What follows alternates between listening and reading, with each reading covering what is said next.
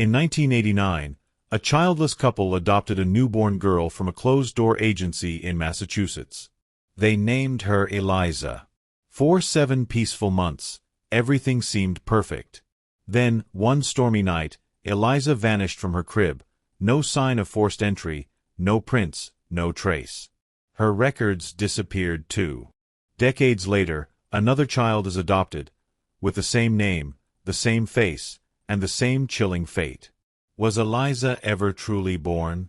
Or has she always belonged to something else?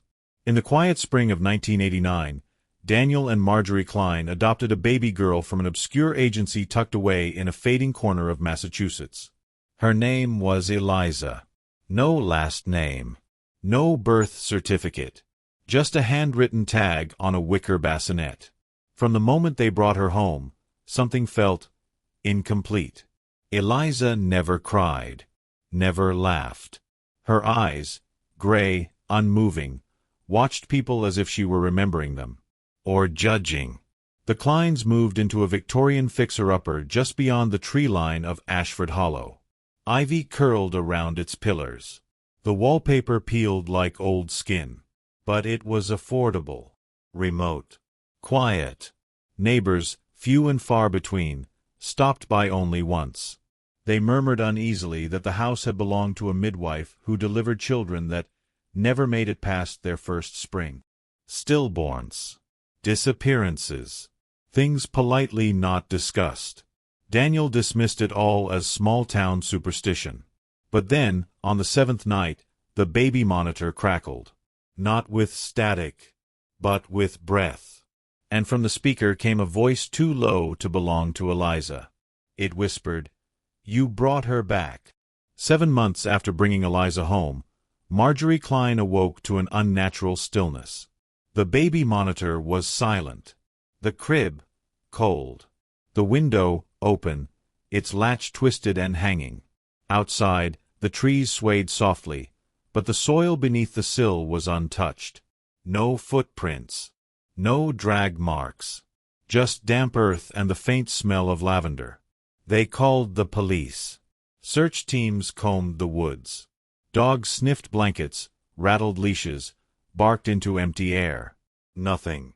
When officers requested adoption records, the agency denied any transaction.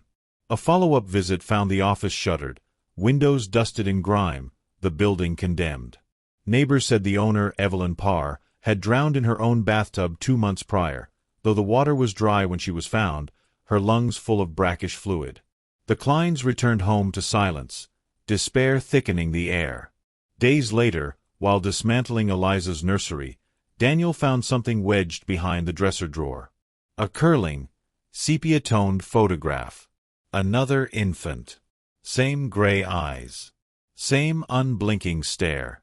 Dated June 1954. And beneath it, scrawled in faded ink, Eliza. The Kleins' tragedy faded from public memory, but in the decades that followed, whispers surfaced elsewhere. In towns scattered across New England, families shared eerily similar stories. Babies adopted through small, now-defunct agencies. Perfect babies. Too quiet. Too still. Always gone before their first birthday. Vanished without a trace. An independent archivist in Vermont, haunted by an old case, began connecting the dots. She found 9 infants adopted between 1910 and 1992, each bearing nearly identical features. Same eyes. Same soft curls. Same ghostly calm. One grainy photo from 1911 stopped her cold. A baby named Eliza Mabel, adopted in the same Massachusetts county. The child vanished 3 days before her first birthday. Her adoptive parents died in a boating accident. In a bathtub. Each case echoed the last. Cold nursery rooms, flickering hallway lights, dreams of water closing overhead, and most disturbingly, faces watching from mirrors that weren't there the night before. When a team of fringe paranormal researchers began mapping the homes of the vanished infants, a chilling pattern emerged. In every case, whether in Vermont, Maine, or rural Massachusetts, the baby's crib had been placed beside a window. Always the same layout. Always the same view of the trees. And beneath every windowsill, hidden beneath coats of paint or wallpaper, was a single carved symbol, jagged, looping, and burned into the wood. No one could trace its origin. Not occult, not linguistic, just old. The researchers proposed a dark theory. The children weren't abducted. They were returned. But returned to what? No one could say. Every mother interviewed, regardless of year or town, swore she heard the same thing in those final nights. Her baby whispering gently in a voice not her own, in a language no living person could name. In the spring of 2019, a young couple in Montpelier, Vermont, adopts a bright-eyed baby girl through a polished, highly rated agency. They name her Eliza. She is unusually alert, grinning in response to music, mimicking sounds before 6 months, even watching her parents with an almost knowing gaze. But when the mother finds an old online archive with the name Eliza Klein and opens the 1989 photo, her breath catches. The face is the same. Identical. The moment she clicks on it, their internet router shuts off. The lights dim. Her phone factory resets mid-sentence. They blame a power surge. But that night, the mother dreams she's walking into a moonlit lake, cradling Eliza in her arms. No fear, no resistance. Just calm. She wakes in a panic. The baby is in her crib. But muddy footprints trail from the nursery window to the edge of the backyard pond.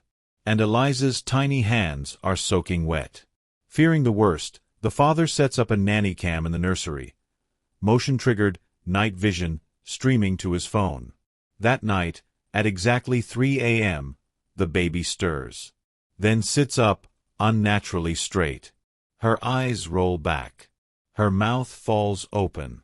A breathy, static-laced whisper fills the audio. "You should not have named me." Outside the nursery window, a figure appears. Long hair, pale nightgown, watching with a blank, frozen expression. It's her. The adult version of Eliza Klein, unchanged since 1989. As the figure raises a hand to the glass, the footage glitches violently. The feed cuts to black. By morning, the crib is empty. The back door remains locked. The baby monitor only hisses.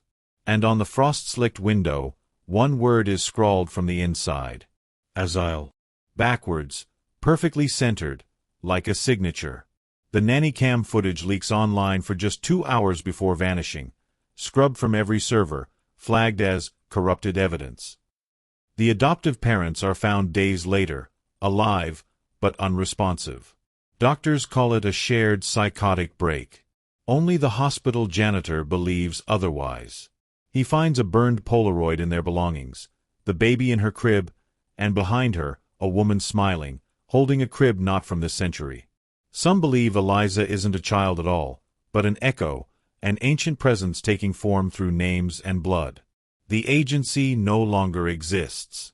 Yet every year, a baby named Eliza appears. Same eyes. Same silence. If you ever meet a child who never blinks, don't ask her name, and never let her sleep near a window.